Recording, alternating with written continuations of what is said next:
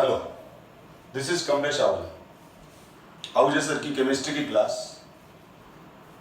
आज हम solubility of gas in any solvent Henry law discuss करने वाले हैं।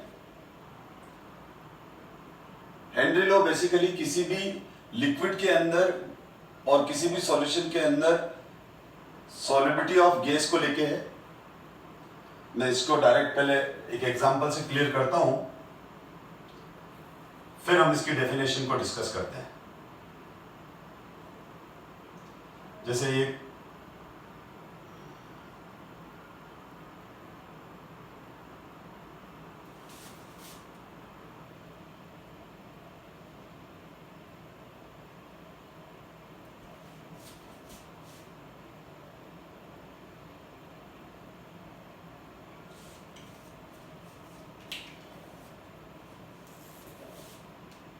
मूविंग पिस्टन लगा हुआ है इसका।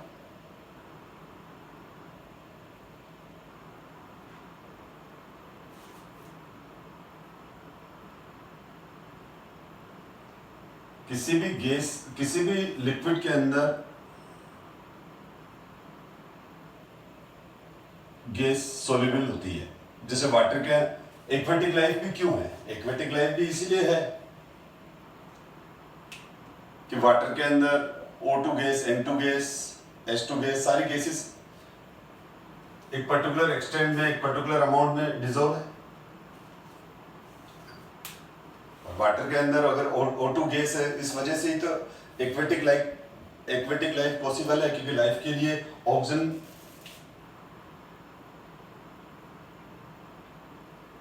लाइफ के लिए सबसे जो इंपॉर्टेंट गैस है वो तो ऑक्सीजन है, और वो ऑक्सीजन वाटर में भी डिसॉल्व रहती है। इस कारण से एक्वेटिक लाइफ है। क्या ये कोई लिक्विड या सॉल्यूशन, इस लिक्विड या सॉल्यूशन के जस्ट अबव ये कोई गैस, पर्टिकुलर गैस है।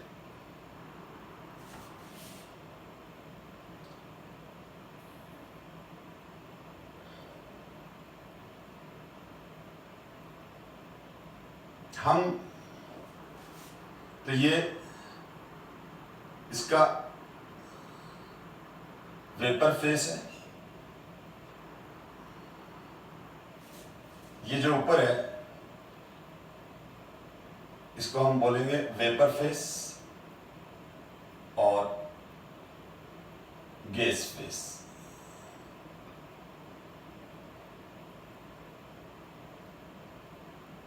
और नीचे है लिक्विड फेस।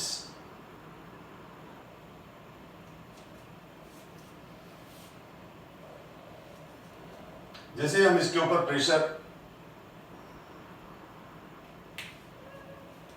इसमें थोड़ा सा गैस डिसॉल्व है। अब हम इसमें क्या कर रहे हैं? रेगुलरली प्रेशर इंक्रीज कर रहे हैं। प्रेशर इंक्रीज कर रहे हैं, यानी पिस्टन को हमने फोर्स लगा के, प्रेशर लगा के नीचे की तरफ डाउन किया। तो जैसे जैसे प्रेशर इंक्रीज कर रहे हैं तो ज्यादा से ज्यादा गैस इस लिक्विड के अंदर डिसॉल्व होती जा रही है।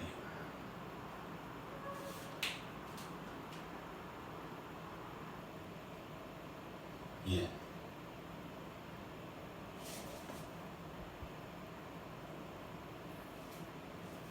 अब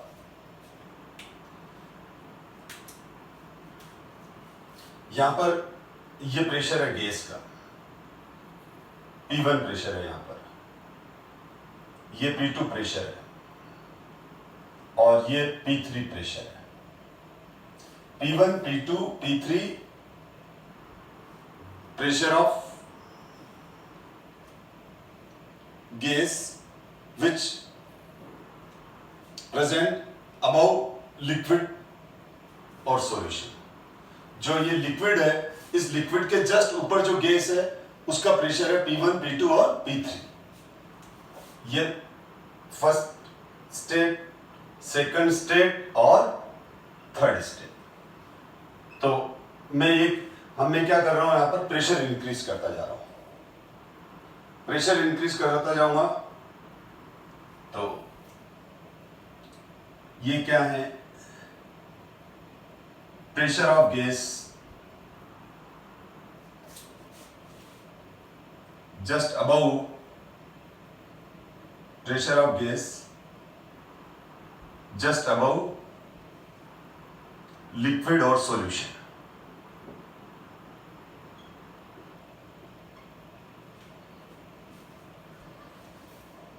P1, P2, P3 ये।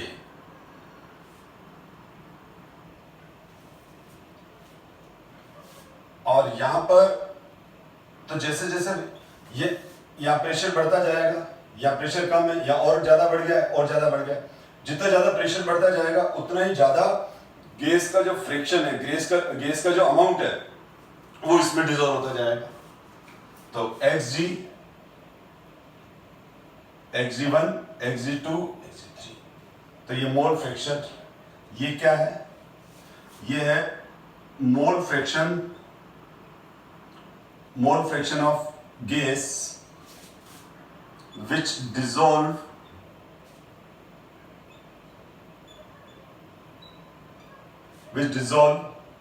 in given volume of gas at given temperature।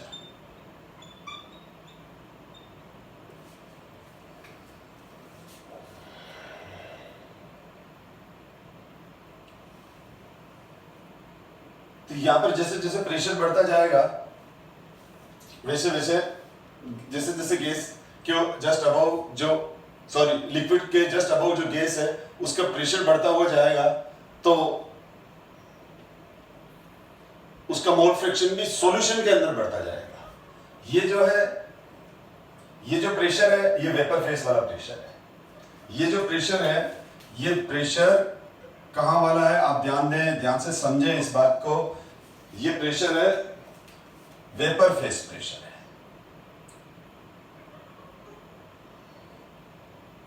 ये प्रेशर कौन सा प्रेशर है, वेपर प्रेशर, यानी ये वाले प्रेशर है। और जो ये मोल फ्रिक्शन, ये जो मोल फ्रिक्शन लिया हुआ है, मोल fraction of gas which dissolve in given, तो वो ये लिक्विड फेस में है, यानी ये जो है वो ध्यान देना, ये लिक्विड फेस में है। Given volume of gas, mole fraction of gas which dissolve in given volume of solvent, या मिस्टेक हो गई, गिवन वॉल्यूम ऑफ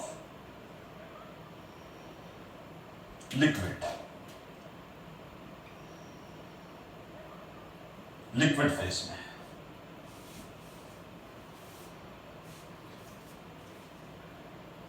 मैंने इसलिए यहां वेल क्लियर किया है ये इस तरह से बना के। तो यहां पर xg1 है गैस का मोल फ्रिक्शन, या xg2 है x मोल फ्रिक्शन, g जो गैस डिसॉल्व है। तो मोल fraction of gas which dissolve in given volume of liquid at given temperature, और ये लिक्विड की जगह सॉल्यूशन भी हो सकता है, लिक्विड और सॉल्यूशन।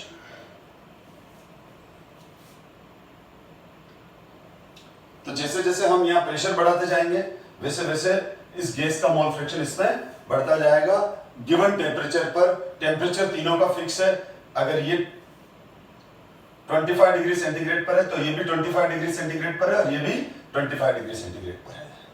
और डेफिनेटली मास भी इंक्रीज होता, गैस का लिक्विड फेस में मास भी m1, m2 and m3। m1, m2, m3 क्या है, mass of gas which dissolve in given volume of liquid और सॉल्यूशन। तो सीधी सी बात है कि हम किसी लिक्विड सरफेस के जस्ट ऊपर जो गैस है, लिक्विड सरफेस के जस्ट ऊपर जो लिक्विड सरफेस के जस्ट अबाउट जो गैस है, उस गैस का प्रेशर बढ़ाते जाएंगे तो वो गैस ज्यादा से ज्यादा लिक्विड में और सॉल्यूशन के अंदर डिसॉल्व होती जाएगी। यही हेनरी लॉ है। अगर यहां पर एक से ज्यादा गैसेस हैं, ये तो मैंने एक सिंगल गैस की बात की, लेकिन अगर यहां पर एक से ज्यादा गैसेस हैं, जैसे अब मैंने दूसरी ब्लू वाली गैस भी डाल दी यहाँ, तो यहां पर दोनों गैसेस साइमल्टेनियसली डिसॉल्व होगी, दोनों गैसेस साइमल्टेनियसली डिसॉल्व होगी। आपको ये ध्यान रखना है कि जरूरी नहीं है एक सिंगल गैस होगी तो हम उस सिंगल गैस की बात करेंगे, लेकिन अगर यहाँ ए और बी गैस है, N2 भी है और O2 भी है, तो प्रेशर बढ़ाएंगे तो N2 और O2 दोनों गैस प्रेशर के इंक्रीज होने के साथ डिसॉल्व होती जाएगी। तो इसीलिए यहां हम स्टेटमेंट में पार्शियल प्रेशर वर्ड यूज करते हैं। आप देख लो पार्शियल प्रेशर वर्ड यूज किया हुआ है डेफिनेशन में, क्योंकि इस लिक्विड सरफेस के अबाउट जरूरी थोड़ी कि एक ही गैस हो, CO2, O2, N2 सारी गैसेस भरी हुई है, यहाँ एक से ज्यादा गैसेस है। अब मैं जब इसके ऊपर प्रेशर डालूंगा, तो जब मैं प्रेशर डालूंगा तो CO2, N2, O2 सारी गैसेस उसमें उसी प्रोपोर्शन में डिसॉल्व होना स्टार्ट होगी। जिस गैस का पार्शियल प्रेशर ज्यादा होगा वो गैस ज्यादा डिसॉल्व हो जाएगी, जिस गैस का पार्शियल प्रेशर कम होगा वो कम डिसॉल्व होगी। जब हम सॉफ्ट ड्रिंक की बात करते हैं, कोका कोला, थम्स अप, या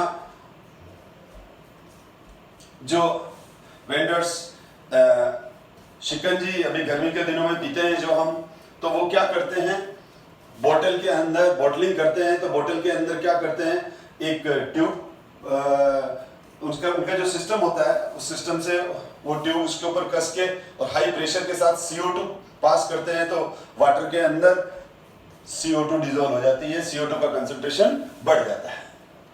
और ये सॉफ्ट ड्रिंक, कोल्ड ड्रिंक के अंदर जो गैस होती है वो CO2 होती है, तो वो CO2 को डिसॉल्व ऑर्डिनरी टेम्परेचर पर तो CO2 बहुत कम डिसॉल्व होती है, तो ऑर्डिनरी कंडीशन पर तो CO2 बहुत कम डिसॉल्व होती है, लेकिन जब उसके ऊपर प्रेशर बढ़ा देते हैं तो ज्यादा से ज्यादा गैस उसमें डिसॉल्व हो जाती है।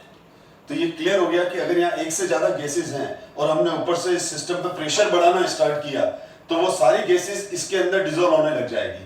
और कौन सी गैस कितनी डिसॉल्व होगी ये डिपेंड करेगा कि उसका पार्शियल प्रेशर कितना है। अगर किसी गैस का पार्शियल प्रेशर ज्यादा है तो वो गैस ज्यादा डिसॉल्व होगी, और किसी गैस का पार्शियल प्रेशर कम है तो वो कम डिसॉल्व होगी। इसीलिए आज का हमारा जो टॉपिक है वो solubility of gas in any solvent, Henry law, the partial pressure of the gas in the vapor phase. The partial pressure of the gas in the vapor phase is proportional to the mole fraction of the gas in the solution. यानी यहां पर जिस gas का partial pressure ज्यादा होगा उसका mole fraction यहां पर ज्यादा होगा। ध्यान से देखो वापस आप, यहां पर जिस गैस का पार्शियल प्रेशर ज्यादा होगा, सपोज करो N2 गैस का पार्शियल प्रेशर यहां ज्यादा है तो N2 गैस यहां ज्यादा डिसॉल्व हो जाएगी। अगर CO2 गैस का पार्शियल प्रेशर ज्यादा है तो CO2 ज्यादा डिसॉल्व हो जाएगी, और O2 का पार्शियल प्रेशर कम है तो यहाँ O2 कम डिसॉल्व हो जाएगी। तो अगर CO2 का यहाँ पर CO2 का पार्शियल प्रेशर ज्यादा तो इस लिक्विड फेज के अंदर CO2 का मोल फ्रैक्शन ज्यादा डिसॉल्व हो जाएगा।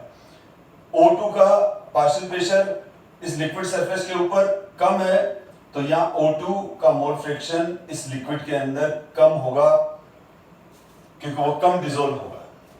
तो इसीलिए मैं इसको वापस रीरीड कर रहा हूं, the partial pressure of the gas in the vapour phase is proportional to the mole fraction of the gas in the solution. Partial pressure of the gas over solvent equals to KH into mole fraction of the gas in solution. ये Henry law का formula है जो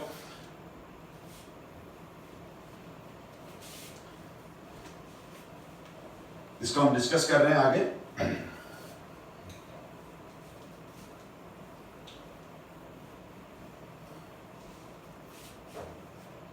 यानी partial pressure of gas, ये जो है partial pressure of gas is directly proportional to mole fraction of gas in the solution. ये है mole fraction of the gas in the solution. तो partial pressure of the gas over solvent directly proportional to mole fraction of the gas in the solution. Therefore proportional sign हटा रहा हूं तो KH लिख रहा हूं। KH is the Henry law constant. KH is the Henry law constant. KH is the Henry law constant, और जो Henry law constant है उसको अगर मैं लिखूं तो KH इक्वल्स टू क्या हो जाएगा, partial pressure of the gas over the solvent divide by mole fraction. Mole fraction क्या होता है, मोल फ्रैक्शन होता है number of moles upon total moles. तो मोल फ्रैक्शन का कोई यूनिट नहीं होता है, तो KH की यूनिट कोई भी प्रेशर यूनिट हो सकती है, बार हो, ATM हो, टॉर हो, जो भी होगी। जनरली हम बार में यूज करते हैं। At given partial pressure, at given partial pressure of gas, तो गिवन में क्या हो गया, ये वाली वैल्यू कांस्टेंट हो गई, और जब ये वाली वैल्यू कांस्टेंट हो गई तो अब Henry law constant is inversely proportional to mole fraction of gas in the solution. Mole fraction of the gas in the solution. इसका मतलब ये हो गया कि अगर गैस KH की वैल्यू ज्यादा है तो गैस का mole fraction in the solution, gas का mole fraction in the solution क्या है, कम है। गैस का मोल फ्रैक्शन सॉल्यूशन में कम है, और अगर KH की वैल्यू ज्यादा है तो ये कम है, और KH की वैल्यू कम है तो इसका मतलब गैस का मोल फ्रैक्शन सॉल्यूशन में ज्यादा हो गया। तो इससे एक क्लियर कंक्लूजन आ गया, KH is inversely proportional to solubility of gas, inversely proportional to solubility of gas in given solvent। तो KH कैरेक्टरिस्टिक कांस्टेंट है। अब मैंने बार बार कहा है कि कैरेक्टरिस्टिक कांस्टेंट का मतलब ये होता है कि वो पर्टिकुलर गैस के लिए तो फिक्स है, लेकिन अलग अलग गैस के लिए अलग अलग होता है।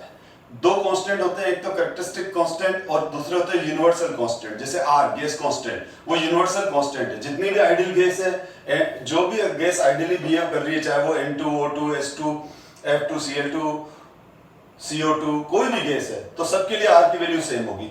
जब सबके लिए R की वैल्यू सेम है तो हम उसको बोलेंगे यूनिवर्सल कांस्टेंट। किसी भी गैस के लिए R की वैल्यू फिक्स होगी अगर वो आइडियली बिहेव कर रही है तो।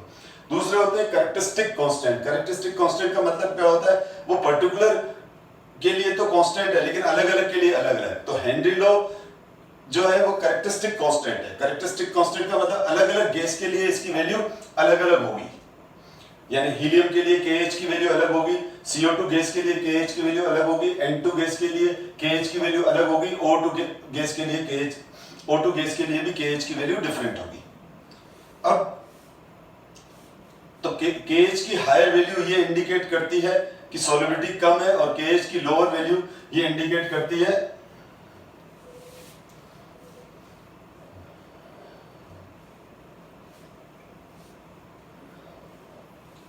क्या। अब अपन कुछ लिक्विड्स के, कुछ गैसेस के helium N2, helium S2 N2 N2 O2 O2 इनके KH की वैल्यू गिवन है। बोर्ड पे मैंने टेबल दे रखा है डिस्प्ले में। एक्चुअल में KH की कोई भी गैस जो होती है, जो पर्टिकुलर सॉल्वेंट में डिसॉल्व होती है, तो उस गैस की सॉल्युबिलिटी गिवन सॉल्वेंट में दो पॉइंट पे डिपेंड करती है। मेनली दो फैक्टर्स पे डिपेंड करती है, या ये बोलो तीन फैक्टर्स पे डिपेंड करती है। एक तो उसकी नेचर पे डिपेंड कर लेगी कि जैसे पोलर गैस है कि नॉन पोलर गैस है, ये उसकी नेचर हो गई। दूसरा टेम्परेचर पे डिपेंड करेगी। लो टेम्परेचर पर गैस ज्यादा डिसॉल्व हो जाती है और हाई टेम्परेचर पर गैस कम डिसॉल्व हो जाती है। आप सॉफ्ट ड्रिंक को थोड़ा सा हीट कर दो तो उसके अंदर जितनी भी CO2 हो वो एस्केप होकर बाहर चली जाएगी। और तीसरा प्रेशर। तो आपसे कोई पूछे कि किसी भी गैस की सॉल्युबिलिटी किन फैक्टर्स पे डिपेंड करेगी, उनको कौन इफेक्ट करता है, तो फर्स्ट उसकी nature of gas. Polar gas है तो वाटर में ज्यादा तेजी से डिसॉल्व हो जाएगी, नॉन पोलर गैस है तो वाटर में स्लो डिसॉल्व हो जाएगी। तो ये तो हो गया नेचर ऑफ गैस। दूसरा प्रेशर, जितना ज्यादा प्रेशर होगा उतनी ज्यादा गैस डिसॉल्व होती जाएगी। तीसरा टेम्परेचर, आप जितना कम टेम्परेचर रखोगे गैस उतनी ज्यादा किसी लिक्विड के अंदर सोल्यूबल हो जाएगी, क्योंकि टेम्परेचर बढ़ने से गैस की सोल्युबिलिटी कम हो जाती है। इसका मतलब ध्यान दो आप, लो टेम्परेचर पर कोई भी गैस किसी लिक्विड के अंदर ज्यादा रिटेन करेगी, उसका मोल फ्रैक्शन ज्यादा होगा। सीबीएसई बोर्ड में एक बार क्वेश्चन आया था कि एक्वेटिक लाइफ कोल्ड वाटर में ज्यादा अच्छे से सरवाइव करेगी कि हॉट वाटर में ज्यादा अच्छे से सरवाइव करेगी। बच्चों ने देखा ठंड लगेगी तो कोल्ड वाटर में नहीं कर पाएगी, पर ऐसा नहीं है। कोल्ड वाटर के अंदर एक्वेटिक लाइफ बहुत अच्छे से सरवाइव करती है, क्योंकि कोल्ड वाटर के अंदर गैस की सोल्युबिलिटी ज्यादा होती है, तो O2 गैस की सोल्युबिलिटी भी ज्यादा होगी। इसी वजह से aquatic species are more comfortable in cold water rather than warm waters. मैं वापस बोल रहा हूं, अगर ये क्वेश्चन आ जाए तो क्या लिखोगे? Aquatic species are more comfortable in cold water rather than warm water, क्योंकि कोल्ड वाटर के अंदर O2 की सोल्युबिलिटी ज्यादा होती है। मैं अभी डिस्कस कर चुका हूं KH की वैल्यू इनवर्सली प्रोपोर्शनल है सोल्युबिलिटी ऑफ गैस। तो आप देख लें KH की वैल्यू सबसे ज्यादा किसकी है? KH की वैल्यू सबसे ज्यादा हीलियम की है। वाटर के लिए बात कर रहा हूं मैं, इन वाटर सॉल्वेंट, क्योंकि वेस्ट के लिए वैल्यू गिवन है, ठीक है। उसके बाद हीलियम और H2 में सोल्युबिलिटी डिफरेंस बहुत ज्यादा है, क्योंकि इसके KH की वैल्यू में डिफरेंस बहुत ज्यादा आ रहा है। अब N2 की दो वैल्यू दे रखी है, तो लो टेम्परेचर पर N2 का KH की वैल्यू कम है और हाई टेम्परेचर पर KH की वैल्यू ज्यादा है। इसका मतलब लो टेम्परेचर पर N2 ज्यादा डिसॉल्व होगी, यहां ज्यादा डिसॉल्व होगी, और यहां लेस डिसॉल्व होगी हाई टेम्परेचर पर 293। तो ये डाटा क्लियर कर रहे हैं कि गैस की सोल्युबिलिटी, गैस की नेचर, नंबर 1, वो गैस उस लिक्विड सरफेस के ऊपर किस प्रेशर से प्रेजेंट है, और सॉल्वेंट का टेम्परेचर क्या है।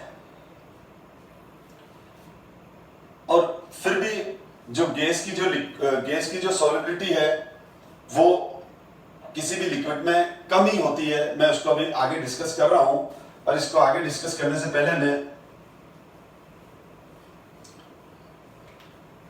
इसकी एप्लीकेशन डिस्कस कर लूं। तो इसकी एप्लीकेशन में क्या है? Application of Henry law. तो फर्स्ट है to increase the solubility of CO2 in soft drink and soda water, the बोतल is sealed under high pressure. Clear है? हाई प्रेशर से सील करेंगे तो ज्यादा से ज्यादा CO2 डिसॉल्व होगी। इसकी जो सेकंड एप्लीकेशन है स्कूबा ड्राइवर। स्कूबा ड्राइवर समझ गए, गोताखोर हिंदी में बोलते हैं इनको। जो स्कूबा ड्राइवर्स हैं वो जब सी के अंदर डेप्थ में किसी भी स्टडी करने जाते हैं, या डेप्थ एक्वेटिक लाइफ को देखने के लिए स्कूबा ड्राइवर जब सी में एंटर करता है, तो वो एक गैस सिलेंडर या एक गैस टैंक वो लेके जाता है, जिससे वो ब्रीथिंग करता है, रेस्पिरेशन करता है। अब होगा क्या अगर हम ऑर्डिनरी गैस, जो ये हम अभी जिस एटमॉस्फेरिक गैस, जो हम अगर एटमॉस्फेरिक गैस की बात करूं जो है, तो उसमें 78% N2 गैस है। तो ये वाली गैस ये नहीं लेके जाता है। क्यों नहीं लेके जाता है मैं क्लियर करूं। एक्चुअल में जो एटमॉस्फेरिक गैस है, अभी हमारे सराउंडिंग जो गैस है, उसमें मैं ये अज्यूम कर रहा हूं कि N2 गैस जो है वो 80% है, बाकी गैसेस का मोल फ्रैक्शन या परसेंटेज में इग्नोर कर रहा हूं, और O2 गैस का 20% है। होता ही ये 78 है, ये 19 है, बाकी 3% रिमेनिंग गैसेस है। तो मैं उनको इग्नोर करके अगर मैं ये बोल रहा हूं कि उस टैंक में ये जो हमारे सराउंडिंग इस एटमॉस्फेयर पर नॉर्मल एल्टीट्यूड पर जो गैस है अगर वो उसको भर के जाएगा तो N2 गैस इस टू O2 गैस का जो रेशियो रह जाएगा उसमें वो रह जाएगा 4:1, यानी ये वाली गैस होगी तो 80% N2 गैस है और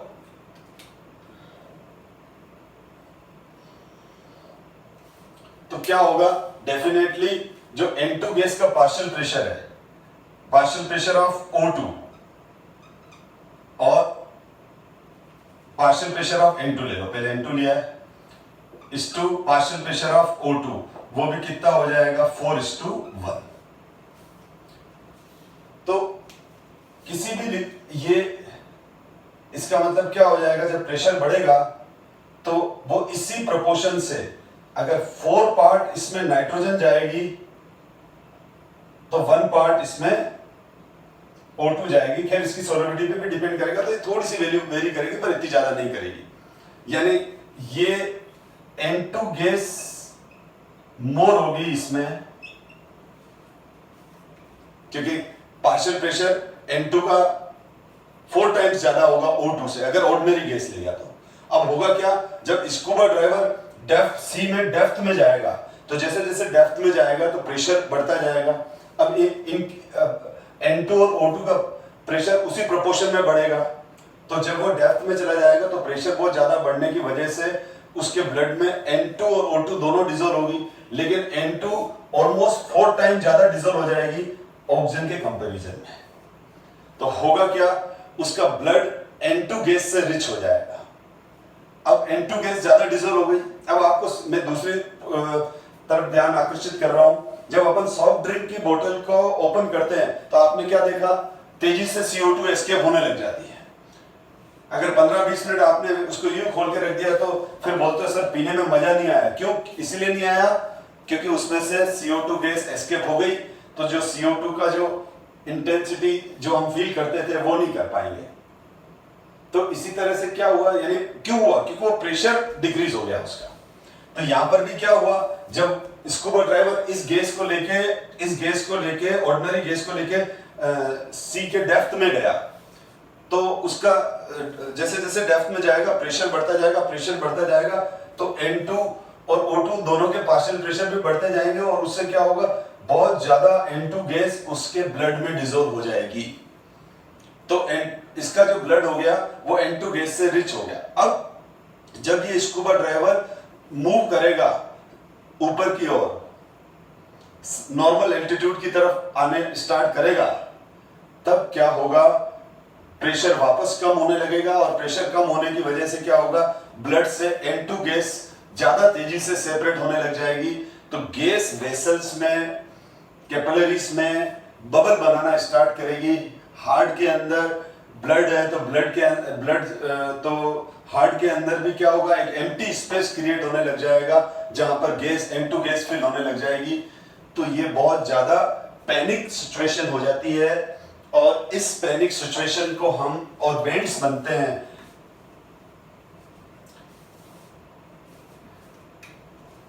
और जो स्कूबा ड्राइवर है उसकी लाइफ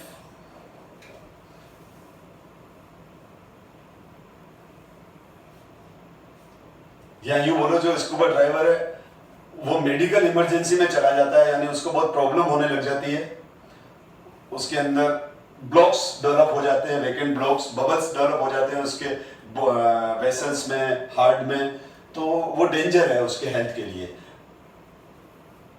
तो इस पेनफुल डेंजरस कंडीशन और ये जो लाइफ के लिए डेंजरस हो जाएगा, तो इसको अवॉइड करने के लिए ये जो स्कूबा ड्राइवर्स हैं, ये जो टैंक ले जाते हैं गैस का, वो उसके अंदर वो N2 गैस को रिड्यूस कर देते हैं, 80% से रिड्यूस कर देते हैं और उसका जो कंपोजिशन है उसमें वो N2 गैस की जगह हीलियम रिप्लेस करते हैं और N2 गैस की जगह वो हीलियम रिप्लेस कर देते हैं। तो उनका जो कंपोजिशन है वो ये है। ये कंपोजिशन जस्ट आप याद रखें तो ठीक है, लेकिन जरूरत नहीं है याद रखने की।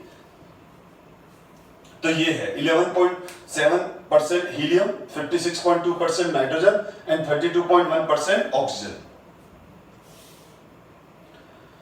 ये वाला कंपोजिशन ले जाते हैं और हीलियम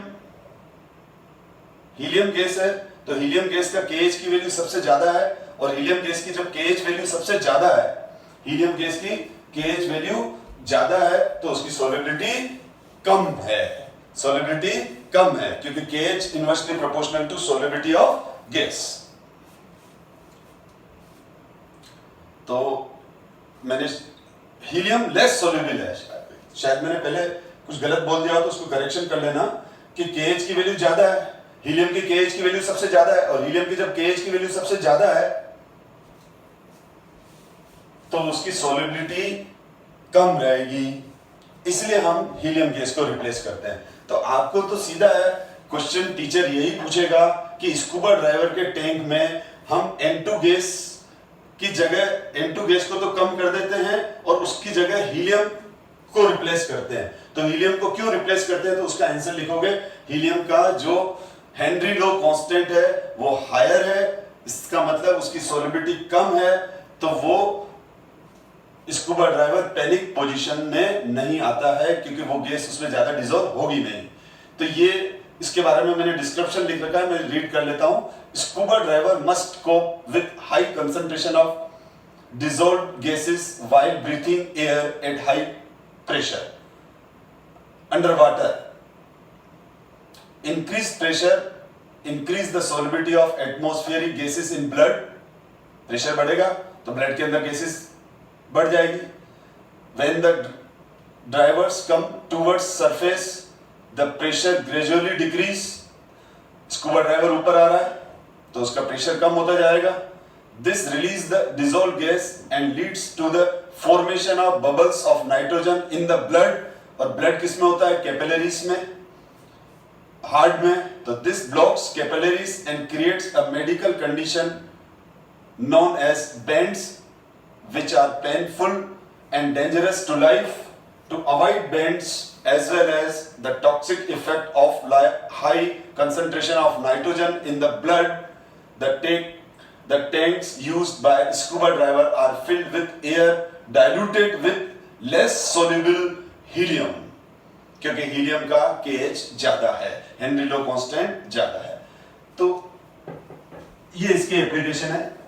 और अनदर एप्लीकेशन जो हम जनरली सुनते रहते हैं कि हायर एल्टीट्यूड पर जैसे केदारनाथ, लद्दाख, इस तरह के जो लोग ट्रेवलिंग करने जाते हैं तो वहां वो सफोकेशन फील करते हैं क्योंकि वहां प्रेशर कम हो जाता है और प्रेशर कम होने की वजह से क्या हो जाता है, लंग्स के अंदर O2 गैस कम डिसॉल्व होती है तो वो सफोकेशन फील करते हैं। तो at high altitude the partial pressure of oxygen is less than that of the ground level. This leads to low concentration of oxygen in the blood and tissues of people living at high altitude or climbers. Low blood oxygen cause climbers to become weak and unable to think clearly, symptoms of a condition known as anoxia. तो इसको हम anoxia बोलते हैं। जब oxygen कम जाएगी तो उसकी सोच समझ बिगड़ जाती है, वो कुछ समझ नहीं पाता है क्या हो रहा है उसके साथ। इसका जो इस पर रिलेटेड जो क्वेश्चन है, हम एक क्वेश्चन डिस्कस कर लेते हैं जो फ्रिक्वेंटली इसी तरह के क्वेश्चंस आते हैं। तो हेनरी लो के जब अपन क्वेश्चन करेंगे तो उसमें आपको जो मेन चीज ध्यान रखनी है वो गैस के मोल फ्रैक्शन के बारे में देखना है कि गैस का मोल फ्रैक्शन किस तरह से निकालेंगे अपन। तो जैसे देखो, if N2 gas is bubbled through water at 293 kelvin, N2 gas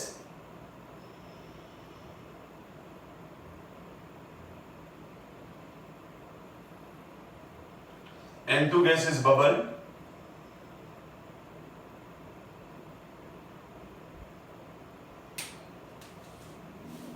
तो यहां पर N2 गैस है,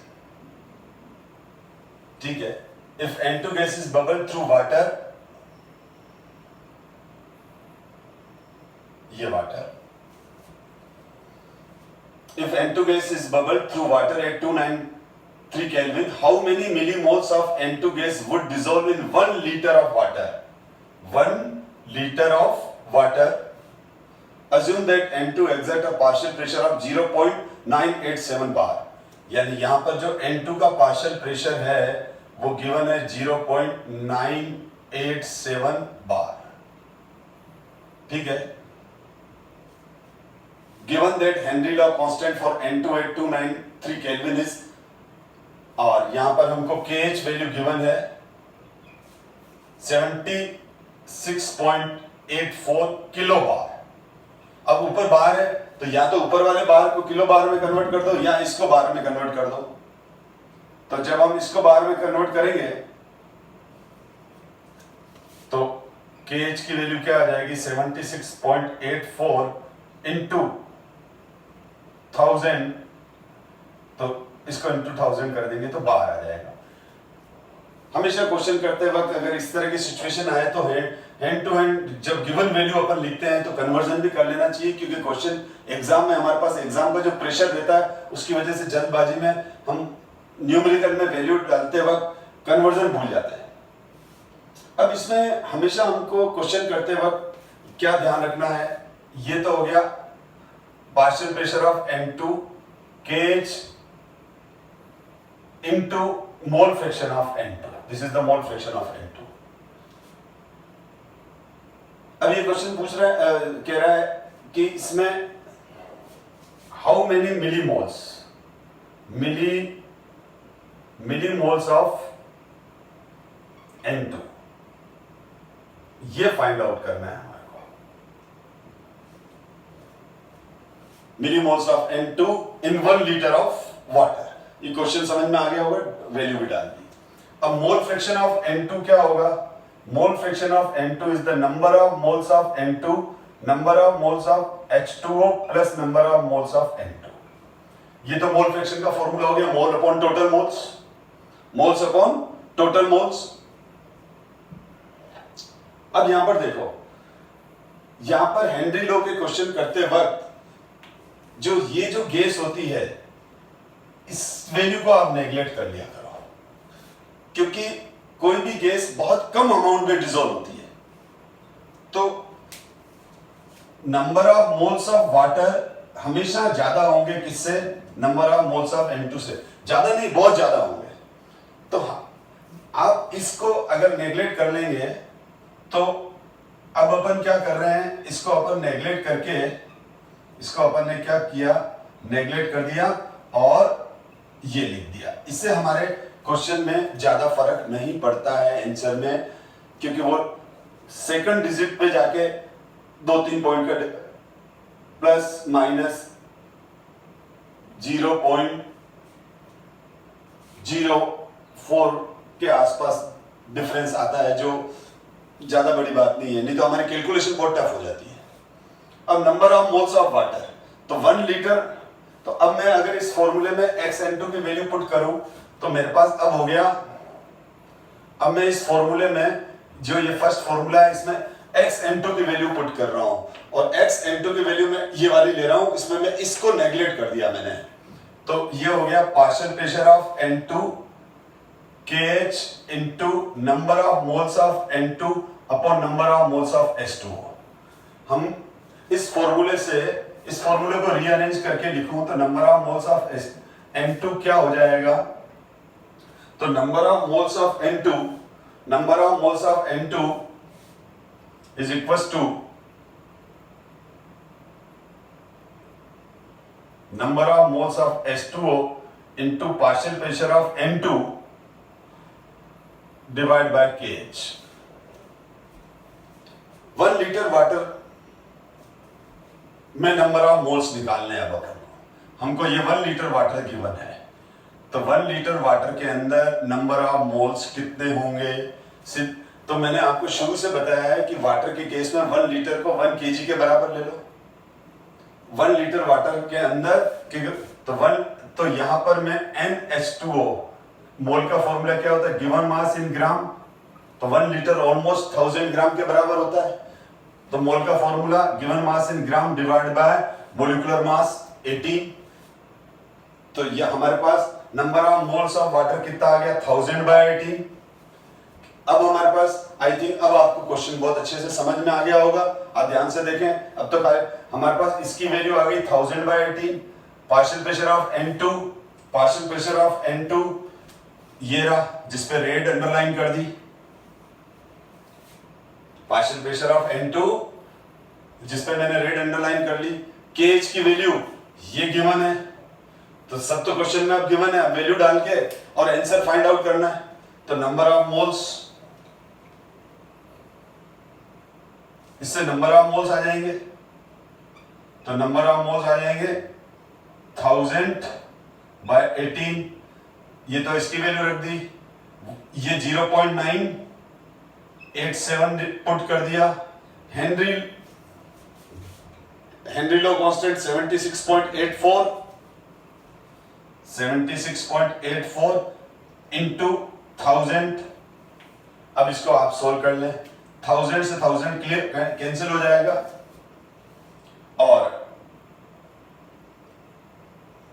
हमारे पास नंबर ऑफ मोल्स आ जाएंगे, और ये नंबर ऑफ मोल्स जो आएंगे वो आएंगे, नंबर ऑफ मोल्स आएंगे 7.16 इंटू 10⁻⁻⁴,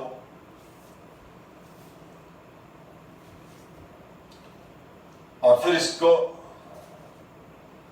1000 से अब number of millimoles find out करने, तो नंबर ऑफ मिलीमोल्स ये तो क्या हो गया, number of moles of N2 है, तो नंबर ऑफ मिलीमोल्स, तो देखें आप नंबर ऑफ मिलीमोल्स कैसे निकाल रहा हूं मैं, number of millimoles of N2 gas in 1 litre water कितना आ जाएगा, ये वाली वैल्यू,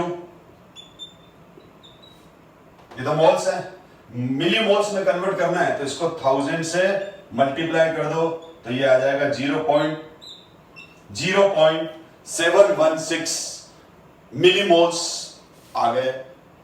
आई थिंक आपको क्वेश्चन समझ में आ गया होगा, नहीं तो पोस्ट करके एक बार वापस ध्यान से देख लें। अब हम हमारा ये चैप्टर सॉल्यूशन आज यहाँ बेस्ट मतलब कंप्लीट हो गया, क्योंकि मैंने सारे टॉपिक करवा दिए। हेनरी लॉ एनसीईआरटी में पहले एक्सप्लेन किया हुआ है, लेकिन मैंने यहाँ लास्ट में लिया है, बाकी सीक्वेंस मैंने कोई डिस्टर्ब नहीं किया है, खाली ये पॉइंट हमारे से स्किप हो गया था तो मैंने इसको सबसे लास्ट में ले लिया। लेकिन अब सबसे इंपॉर्टेंट पोर्शन तो अब बाकी है चैप्टर का, जो होती है क्वेश्चन प्रैक्टिस। तो मैं अब नेक्स्ट वीडियो के अंदर क्वेश्चन प्रैक्टिस कराऊंगा, कुछ इंपॉर्टेंट क्वेश्चन जैसे ये है इस तरह से लिखे हुए होंगे और अपन आप और मैं हम सब मिलके सोल्व करेंगे। मैं इसलिए ऐसा कह रहा हूं क्योंकि क्वेश्चन सबसे पहले ऊपर लिखा हुआ होगा, आपने चैप्टर पहले से अच्छे से पढ़ लिया है, तो आप पहले ट्राई करेंगे पॉज करके, फिर उसके बाद वापस वीडियो स्टार्ट करना और फिर देखना कि आपकी अप्रोच और मेरी अप्रोच में क्या डिफरेंस है, और अगर आपसे होते जा रहे हैं तो अच्छी बात है, नहीं हो रहा है तो मैं उस क्वेश्चन को जब एक्सप्लेन करूं तो उसका एक्सप्लेनेशन आप अच्छे से देखें। आज के लिए इतना ही, और नेक्स्ट वीडियो में हम रीजनिंग के क्वेश्चंस, कंसेप्चुअल क्वेश्चंस और कुछ अच्छे न्यूमेरिकल प्रॉब्लम लेके आएंगे। Thank you so much.